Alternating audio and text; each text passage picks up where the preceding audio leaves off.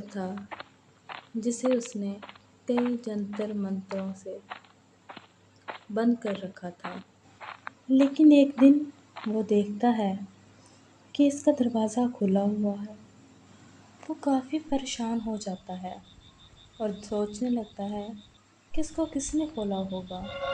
اس گھر میں ایک چڑیل قید تھی جس کا پتی اسے شادی کے پہلے دن ہی چھوڑ کر چلا جاتا ہے اور جس کی وجہ سے وہ خودکشی کر لیتی ہے۔ تب سے یہ گھر سنسان اور ویران پڑا ہے۔ اگر میں یہاں نہیں رہ سکی تو کسی کو نہیں رہنے دوں گی۔ یہ صرف میرا گھر ہے، میرے سوا یہاں کوئی نہیں رہ سکتا۔ لیکن ایک ٹیچر کا ٹرانسفر اسی گاؤں میں ہو جاتا ہے، لیکن بدقسمتی سے یہ اسی گھر میں شفٹ ہونے والے تھے۔ جب وہ ٹیچر ٹرانسفر کی بات اپنی ساس سے کرنے آتی ہے تو ساس اس گھر کے بارے میں سن کر تھوڑی سی پریشان ہو جاتی ہے اور اس سے کہنے لگتی ہے، ارے باہو، میں نے سنا ہے ہم اسی گھر میں شفٹ ہو رہے ہیں جس گھر میں برسوں سے ایک سایہ رہتا ہے۔ ماں ایسا ویسا کچھ نہیں ہوتا۔ ماں لوگوں کی باتوں کو زیادہ دل پر نہ لیا کرو، لوگ تو ایسی باتیں کرتے رہتے ہیں۔ اچھا مجھے تھوڑا کام ہے تو بازار بھی جانا ہے، آتے ہوئے کچھ سامان لے آؤں گا۔ اور آپ فکر نہ کرو، میں نے خود اندر جا کے دیکھا ہے، کوئی سایہ وایا نہیں ہے۔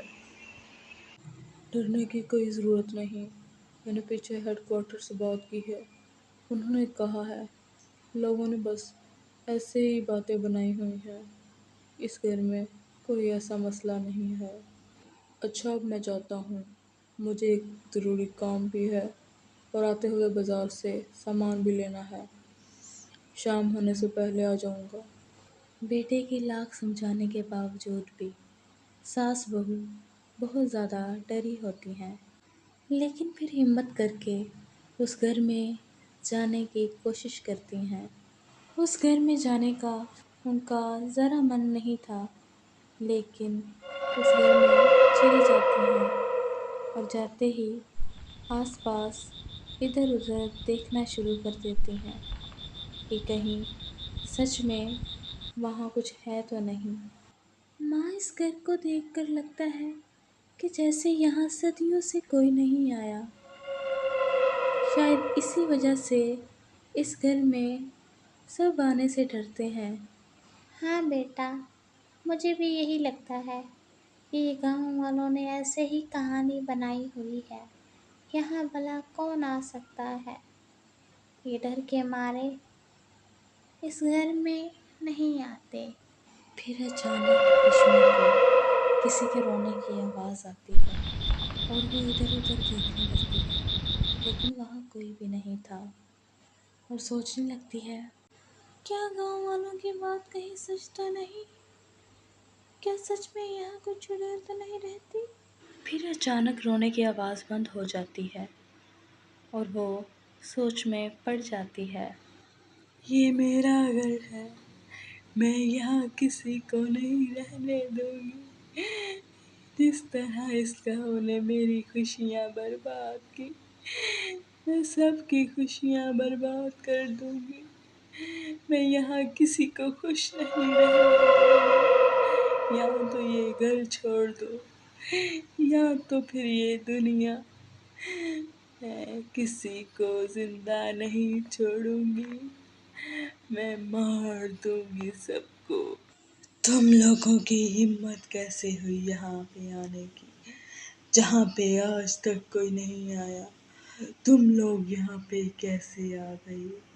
اب تم میں سے کوئی زندہ بچ کے نہیں جائے گا، سب مریں گے، ایک ایک کر کے سب مریں گے۔ وہ چڑیل اس کی بیٹی کو اپنے وش میں کرنے کی کوشش کرتی ہے، اس کے علاوہ وہ گھر میں کسی کو بھی نظر نہیں آتی تھی۔ آپ کون ہیں اور یہاں کیا کر رہی ہیں؟ بیٹا، میں آپ کی پڑوسن ہوں اور ساتھ والے گھر سے آئی ہوں، یہاں پہ بس مجھے تھوڑا سا کام تھا۔ تمہاری مما کدھر ہیں اور تمہاری دادی کدھر ہیں؟ اچھا میری بات سنو، کیا تم میری دوست بنو گی؟ یہاں پر میرا کوئی جاننے والا نہیں ہے۔ وہ چڑیل لڑکی سے بات کرتے کرتے اسے اپنے وش میں کرنے کی کوشش کرتی ہے اور طرح طرح کی باتوں میں الجھانے کی کوشش کرنے لگتی ہے۔ لڑکی بھی اس کی باتیں سن کر اس کی دوست بننے کو تیار ہو جاتی ہے۔ وہ دوستی کا بھی سوچ ہی رہی ہوتی ہے کہ اس کی دادی پیچھے سے اسے آواز دے دیتی ہے۔ ارے چھٹکی، ارے او چھٹکی، کہاں رہ گئی ہو؟ کب سے آوازیں دے رہی ہوں، تمہاری ماں کب سے تجھے ڈھونڈ رہی ہے، سن کیوں نہیں رہی؟ ارے کس سے باتیں کر رہی ہو؟ جی دادی یہاں ہوں، یہ آنٹی آپ سے ملنے آئی ہے۔ ابھی وہ لڑکی اس کے بارے میں بتا ہی رہی ہوتی ہے، وہ چڑیل وہاں سے غائب ہو جاتی ہے۔ لڑکی بڑی پریشان ہو جاتی ہے کہ ابھی تو یہیں تھیں، اچانک سے کہاں چلی گئیں۔ ارے کب سے تجھے آوازیں دے رہی ہوں، سنتی کیوں نہیں ہو؟ تمہاری ماں کب سے تجھے ڈھونڈ رہی ہے، اور دکھا کون سی آنٹی ہیں جو مجھے ملنے آئی ہیں؟ مجھے تو کہیں نظر نہیں آ رہی، بتا کدھر ہیں اور کیوں ملنے آئی تھی وہ مجھ سے؟ شالنی کی دادی شالنی کو اکیلے باتیں کرتے ہوئے دیکھ لیتی ہے، لیکن وہ زیادہ بحث نہیں کرتی۔ اسے یہ ڈر تھا کہ کہیں وہ چڑیل والی بات کو سچ نہ سمجھ بیٹھے۔ دادی میں سچ کہہ رہی ہوں، یہاں پر ایک آنٹی تھی جو کہہ رہی تھی کہ انہوں نے آپ سے اور ماما سے ملنا ہے۔ اس کی دادی سمجھ جاتی ہے کہ چٹکی کس سے بات کر رہی تھی۔ وہ یہ سارا معاملہ اپنے بیٹے کو بتاتی ہے۔ دیکھو بیٹا، مجھے تو گاؤں والوں کی بات سچ لگنے لگی ہے، مجھے تو اب چنتا ہونے لگی ہے۔ آج صبح شالنی کو میں نے کسی سے باتیں کرتے ہوئے سنا، لیکن وہاں کوئی نہیں تھا، لیکن شالنی کہتی ہے کہ کوئی عورت تھی جو اس سے باتیں کر رہی تھی۔ بیٹا میں نے سنا ہے کہ وہ لوگوں کو وش میں کر کر مار دیتی ہے، یہ نہ ہو کہ وہ ہمارے ساتھ بھی کچھ ایسا کرے۔ کیوں نہ یہاں سے چلے جائیں اس سے پہلے کہ کچھ برا ہو۔ ارے ماں، کیوں اتنی پریشان ہو رہی ہو؟ میں نے اس دن بھی کہا تھا کہ یہاں ایسی ویسی کوئی بات نہیں۔ میں نے پیچھے ہیڈ کوارٹر سے بھی بات کی تھی، انہوں نے بھی یہی کہا کہ یہ سب گاؤں والوں نے اپنے سے کہانیاں بنائی ہوئی ہیں، یہاں ایسا ویسا کوئی مسئلہ نہیں۔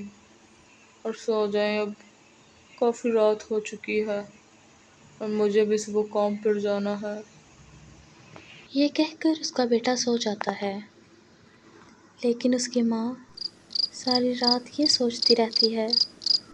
ہو سکتا ہے صبح جو کچھ بھی ہوا وہ میرا وہم ہو، کیا پتہ صبح سچ میں کوئی پڑوسن ہمارے گھر آئی ہو، اگر آئی بھی تھی تو پھر اچانک سے غائب کہاں ہو گئی۔ اگلی ہی صبح جب یوراج آفس جا رہا ہوتا ہے تو کیا دیکھتا ہے کہ اس کی بیٹی ہوا میں اڑ رہی ہوتی ہے اور خود سے ہی باتیں کر رہی ہوتی ہے، اور وہ پریشان ہو جاتا ہے کہ کاش میں نے ماں کی بات مان لی ہوتی۔ کتنا مزہ آ رہا ہے نا، یہ میں نے پہلی دفعہ دیکھا ہے کہ بغیر کسی جھولے کے میں ہوا میں اس طرح اڑ رہی ہوں۔ مجھے بہت مزہ آ رہا ہے، آپ کتنی اچھی ہو، کیا ہم پکے والے دوست بن سکتے ہیں؟ اس کا باپ پاس کھڑا اس کی ساری باتیں سن رہا ہوتا ہے، وہ بہت گھبرا جاتا ہے اور دل ہی دل میں سوچتا ہے، مجھے معاف کر دو ماں، میں نے آپ کی بات نہیں سنی، لیکن میں آج ہی تم سب کو یہاں سے لے چلوں گا۔ وہ اسی دن سارا سامان باندھ کر جانے لگتے ہیں، لیکن اس کی پتنی پیچھے مڑ کر دیکھتی ہے، وہ چڑیل انہیں دیکھ رہی ہوتی ہے، اسے اس پر کافی دیا آ جاتی ہے اور وہ اس سے کہتی ہے کہ میں تمہیں اس شراب سے مکتی دلاؤں گی اور تمہارے لیے ایک پوجا رکھواؤں گی جس سے تم آزاد ہو جاؤ گی۔ پھر یوں کہانی ختم ہوئی۔